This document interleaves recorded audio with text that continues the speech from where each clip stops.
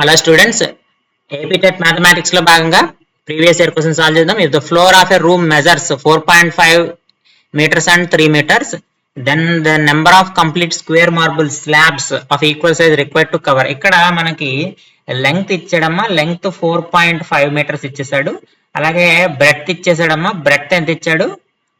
3 meters అయితే ఇచ్చాడు. Breadth వెడల్పు అయితే 3 మీటర్లు ఇచ్చాడు, పొడవు అయితే 4.5 మీటర్లు ఇచ్చాడు. ఇక్కడ మనం ఫస్ట్ మనకి స్క్వేర్ స్లాబ్ యొక్క ఏరియా కావాలి. సో అయితే length of the square area కావాలంటే లెంగ్త్ కావాలి కదా. So length of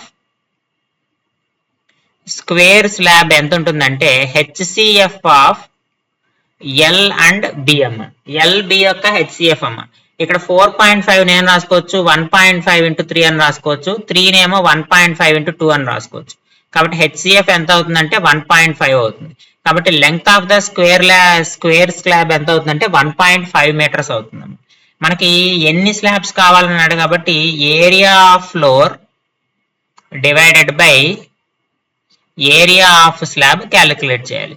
area of floor అంటే 4.5 into 3 అమ్మ.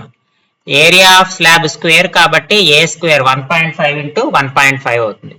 ఇక్కడ ఒకసారి మనం అబ్జర్వ్ చేస్తే ఇది ఇందులో 3 times పోతుంది, ఈ 15 ఇందులో ఇది 2 times పోతుంది. 3 into 2 ఎంత 6. సో కాబట్టి టోటల్ గా ఎన్ని స్లాబ్స్ కావాలి?